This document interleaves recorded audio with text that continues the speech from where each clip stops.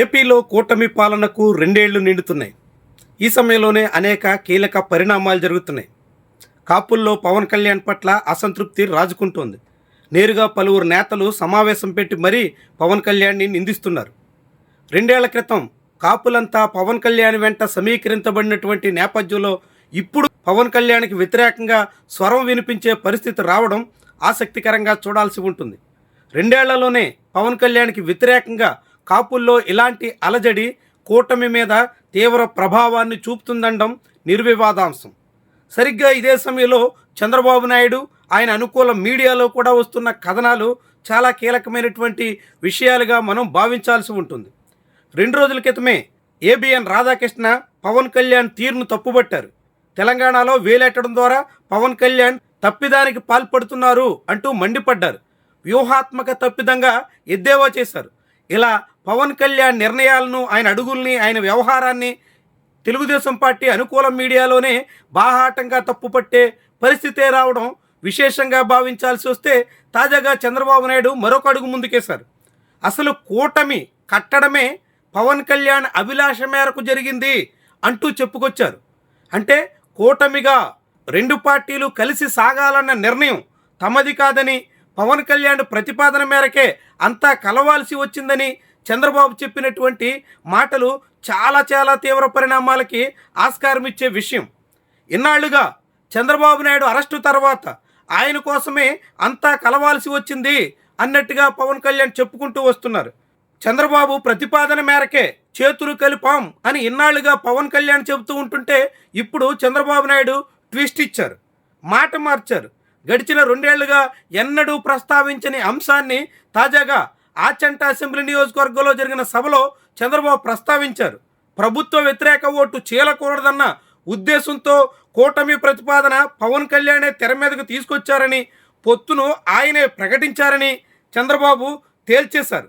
అంటే పవన్ కళ్యాణ్ కోసమే తాము జనసేనతో కలిసాము అనే రీతిలో చంద్రబాబు కామెంట్స్ ఉన్నాయి.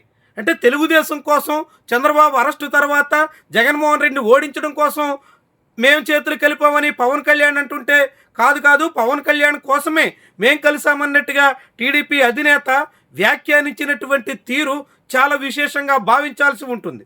రాబోయే కాలంలో కూటమి పక్షాల మధ్య అనేక పరిణామాలకి ఇది కీలక ప్రభావితం చేసే విషయంగా చెప్పాల్సి ఉంటుంది. అదే సమయంలో ఒకవైపు ఏబిఎన్ రాధాకృష్ణ వాగ్బాణాలు ఎక్కుపెట్టడం, రెండో వైపు చంద్రబాబు సన్నాయి నొక్కుతుండడం, ఇదంతా పవన్ కళ్యాణ్కి ఉక్కిరి బిక్కిరి చేసే విషయంగా చెప్పాల్సి ఉంటుంది. సొంత కులస్తుల్లో వ్యతిరేకత, రెండో వైపు మిత్రపక్షాల నేతల పెదవిరుపులు, ఇవన్నీ పవన్ కళ్యాణ్కి రాబోయే రోజుల్లో కష్టకాలాన్ని తీసుకొచ్చేదానికి సూచికలుగా మారుతున్నాయి. మరి ఇదే జరిగితే, ఇలాంటి పరిస్థితి కొనసాగితే రాబోయే 3 ఏళ్ల కాలంలో ఎన్ని రకాల మార్పులు జరగవచ్చు అన్నది చాలా ప్రధానమైనటువంటి అంశం. ఆంధ్రప్రదేశ్ రాజకీయాల్లో పవన్ కళ్యాణ్, చంద్రబాబు ఉమ్మడిగా పోటీ చేసిన కారణంగానే కూటమి ప్రభావం చాలా పెద్ద స్థాయిలో పడింది. వైఎస్ఆర్సీపీ వెనుకబడ్డానికి ప్రధాన కారణమైంది. అలాంటి కూటమి పక్షాల మధ్య ఇప్పుడిప్పుడే విభేదాలు పొడచూపుతున్నట్టుగా చంద్రబాబు, ఏబిఎన్ రాధాకృష్ణ లాంటి వాళ్ళ మాటలను బట్టి మనకు అర్థమవుతోంది. ఇదే సమయంలో రాజమండ్రి పేపర్ మిల్లు విషయంలో పవన్ కళ్యాణ్ దూకుడు చంద్రబాబుకి ఏమాత్రం రుచించడం లేదన్న వాదన ఉంది. చంద్రబాబు ఒత్తిళ్ల కారణంగానే పవన్ కళ్యాణ్ ఆదేశించినప్పటికీ ఆ పేపర్ మిల్కి నోటీసులు ఇవ్వటం లేదు అనే ప్రచారం అయితే సాగుతోంది. తాను చెప్పిన తర్వాత కూడా నోటీసులు ఇవ్వకపోయిన దాని మీద పవన్ కళ్యాణ్ మరోసారి సమీక్ష జరిపి పొల్యూషన్ కంట్రోల్ బోర్డు అధికారుల మీద కారాలు మిరియాలు నూరుతున్నారు.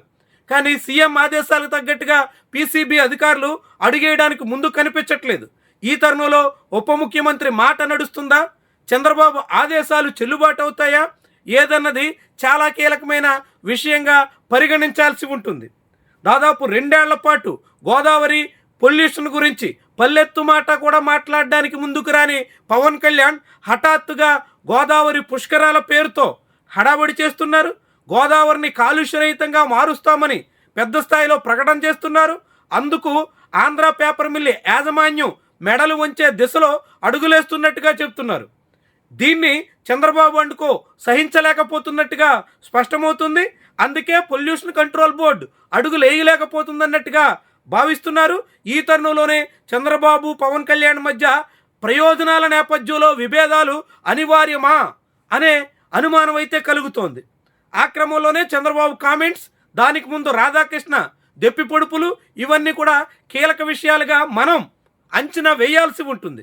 అయితే పవన్ కళ్యాణ్ వ్యవహారాల రీత్యా, ఆయనకున్నటువంటి రాజకీయ పరిమితుల రీత్యా, ఒకవైపు కాపుల్లో పెరుగుతున్న వ్యతిరేకత వంటి అనేక అంశాల ప్రభావాల కారణంగా ఇప్పటికిప్పుడే సాహసం చేసే అవకాశం ఉండకపోవచ్చు అనే అభిప్రాయం కూడా ఉంది. అయినప్పటికి కూడా పవన్ కళ్యాణ్కి కూటమిలో ఉక్కపోత అయితే మొదలవుతుంది అనే మాట చెప్పొచ్చు. ఇంటా బయట ఇక్కట్లు ఎదుర్కొంటున్న పవన్ కళ్యాణ్ ఎంత కాలం పాటు ఈ తీరున సర్దుకుపోతారు, ఎన్నాళ్ళని ఇలా దెప్పి పొడుపులను కూడా సహిస్తూ ముందుకు సాగుతారు? ఇదంతా కీలకమైనటువంటి విషయం. కూటమిలో కదలికలైతే మొదలైనట్టుగా భావించాల్సి ఉంటుంది. రాజకీయంగా చాలా ముఖ్యమైనటువంటి పరిణామాలకి ఇది ఆస్కారం ఇస్తున్నట్టుగా చెప్పాల్సి ఉంటుంది. అందుకు కొనసాగింపుగానే ఇటీవల కేబినెట్ భేటీలో పవన్ కళ్యాణ్ హఠాత్తుగా బయటకు వచ్చేసినటువంటి వ్యవహారం కూడా గమనార్హమైనటువంటి విషయం. అప్పట్లో ఆరోగ్య కారణాలంటూ పవన్ కళ్యాణ్ కేబినెట్కు దూరం అయిపోయినప్పటికీ అసలు కారణం మాత్రం చంద్రబాబు పవన్ కళ్యాణ్ మధ్య సాగుతున్నటువంటి ఆధిపత్య పోరే ముఖ్యమైనది అనే మాట కూడా ఉంది. ఏమైనప్పటికీ కూడా ప్రస్తుతం కూటమిలోని ముఖ్య నేతలు ఇద్దరి మధ్య దూరం అయితే స్పష్టంగా కనిపిస్తోంది. ఈ దూరం పోడ్చలేనంతగా మారుతుందా? త్వరలోనే సర్దుబాటు చేసుకుని జగన్ కారణంగా సమన్వయంతో కలిసి సాగాల్సిన అవసరం ఉన్న తరుణంలో ఇరువురు మళ్ళీ ఒక నిర్ణయానికి వచ్చే అవకాశం ఉంటుందా? ఇదే కూటమి భౌతవ్యాన్ని నిర్ణయించబోయే ప్రధానమైనటువంటి విషయం. మొత్తంగా మనం పవన్ కళ్యాణ్ రాజమండ్రిలో అడుగుపెట్టినప్పటి నుంచి, క్యాబినెట్ బాయ్కాట్ చేసిన దశ నుంచి, తాజాగా రాధాకృష్ణ తర్వాత చంద్రబాబు విసిరిన విసురుల వరకు ఇవన్నీ చూస్తుంటే అటు జనసేన అధినేత, ఇటు టీడీపీ ప్రెసిడెంట్ మధ్య ఏదో జరుగుతోంది అనే అభిప్రాయానికైతే రావడానికి ఆస్కారం కలుగుతోంది.